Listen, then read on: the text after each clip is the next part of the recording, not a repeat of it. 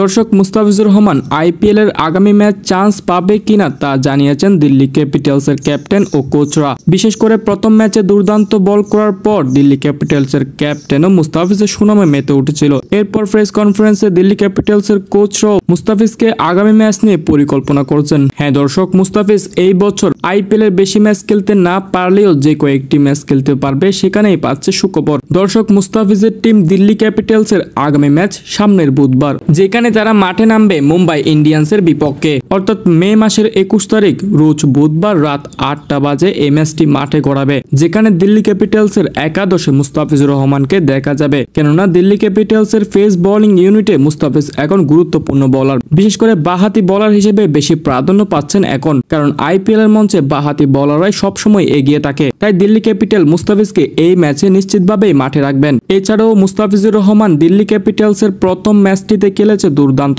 সবার চেয়ে আলাদা ছিল ফিজ। বিশেষ করে পাওয়ার প্লের ওভারগুলোতে চমৎকার বল করেছিল, যদিও বা কোনো উইকেট মিলেনি। ঠিক এমন ভাবে যদি মুম্বাই ইন্ডিয়ান্সের ব্যাটারদের দমিয়ে রাখা যায় তাহলে হয়তো রান কিছু চেপে আসবে। সেই সাথে দিল্লির কোচও মুস্তাফিজুর রহমানকে নিয়ে সুনামে মেতে উঠেছিল প্রেস কনফারেন্সে। যদিও বা আগামী ম্যাচে কে চান্স পাবে তারা এখনো নিশ্চিত করে বলেনি। দর্শক, এগুলো কোচ কিংবা ক্যাপ্টেন কোনোদিনও বলবে না, শুধু তারা ইঙ্গিত দিবে, এবং তাদের ইঙ্গিত থেকে এটি নিশ্চিত হতে পেরেছে যে মুস্তাফিজকে আগামী ম্যাচে অবশ্যই একাদশে রাখবে। তার প্রধান কারণ হলো প্রথম ম্যাচের পারফরম্যান্স, বাঁহাতি পেস বোলার, সেই সাথে পিচ কন্ডিশন, সবকিছু মিলিয়ে দিল্লির সবচেয়ে গুরুত্বপূর্ণ এবং সবার প্রথমেই ভালো একজন পেস বোলিং এর তালিকায় আছে ফিজ। তাই দিল্লি ক্যাপিটালস আগামী ম্যাচেও মুস্তাফিজকে একাদশে রাখবে যদি অন্য কোনো অঘটন না ঘটে।